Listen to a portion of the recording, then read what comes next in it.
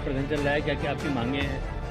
ऐसा है कि जसपुर में जब से धान तोल शुरू हुई है, यहाँ की व्यवस्था सारी खराब है। कौशल कुमार जो एसएमआई चार्ज में था, उसने इतना बड़ा घोटाला किया, अगर जांच करें तो बहुत लाखों रुपए का घोटाला उसके खाते में आएगा।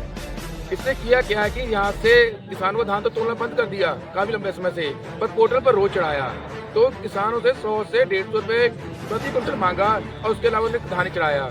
दूसरा, इसके खाते में सरकार द्वारा 10-11 करोड़ रुपए पेमेंट आ गई है और उसे 20-30 रुपए पर क्विंटल के हिसाब से ये पैसे मांग रहा है, और जो पैसे था उसकी पेमेंट उसके खाते में लग रही है, अन्यथा किसी की पेमेंट लग रही। 9, 10, 11, 12 तक पेमेंट लग चुकी है और 6 की और अक्टूबर महीने की पेमेंट लगी जिन्होंने रिश्वत नहीं दी। बिना रिश्वत का ये कोई काम नहीं करता। आपके द्वारा पूर्व में भी धरना प्रदर्शन किया गया था, आपको एसडीएम द्वारा आश्वासन दिया गया, क्या हुआ? एसडीएम साहब द्वारा जो पूर्व में अपने सोमवार तक का उन्होंने टाइम लिया था, पर मुझे नहीं लगता कि एसडीएम साहब की कोई सुनेगा, क्योंकि ये तानाशाही इतनी बढ़ गई इन लोगों की, ये एसडीएम साहब के आदेश को भी नहीं मानते। और एसडीएम साहब ने 3 दिन का जो वादा किया था, उसके बाद एसडीएम साहब की तरफ से हमें कोई आश्वासन या कोई हमें पुख्ता जानकारी नहीं मिली। लगातार जो देखा जा रहा है कि अभी मंडी में धान पड़ा है, इसको लेकर के आप लगातार प्रदर्शन करते रहे हैं, कितना धान अभी पड़ा है?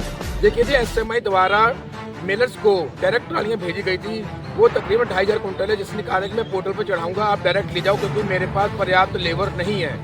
तो किसानों ने मिलर्स को धान दे दिया डायरेक्ट। उसके बाद तकरीबन 2000 कुंटल अभी भी पड़ा हुआ है मंडी के अंदर, और 1000 कुंटल ज्यादा लोगों के घर, किसानों के घर ट्राली खड़ी हुई है, जो हमने घर में रोक रखी है मौसम को देखते हुए। इसके साथ साथ मिलर्स वाले भी पेमेंट नहीं कर रहे, 2 से 2.5 महीने हो गए। मिलर्स वालों ने घोटाले करे हैं, मिलर्स की भी जांच होनी चाहिए। एसडीएम साहब से निवेदन है, डीएम साहब से निवेदन की मिलों में छापे मारे जाएं, इनकी जांच की जाए, इनके यहाँ भी बहुत बड़े घोटाले हुए हैं। आपकी धरना प्रदर्शन के दौरान जो है राज्य आरएमओ से आपसे बात हुई थी, किस तरह आश्वासन दिया गया था, क्या दिया? आरएमओ में मैं कहा था जितनी पेंडेंसी है हम प्राथमिकता से उसे खत्म करेंगे, पर उन्होंने पिछले 17 तारीख से लेकर अभी तक कोई काम नहीं किया। यहाँ से एसएमआई 17 तारीख का भाग गया, उसने घोटाले की जांच के नाम से उसे घबराहट हो गई, उसे पता था कि जांच होगी तो मैं पकड़ा जाऊंगा। तो 17 तारीख से एसएमआई यहाँ से जो चार्ज में था कौशल कुमार, वो भाग गया, एक नंबर का चोर और करप्ट अधिकारी है।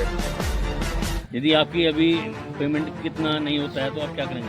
देखिए, अभी आप हड़ताल में बैठे हुए हैं, अगर 12-1 बजे तक कोई अधिकारी नहीं आता, इसके बाद हम धरना मेन सुभाष चौक पर ले जाएंगे, फिर भी सुनवाई ना हुई तो हम आमरण अनशन पर बैठेंगे।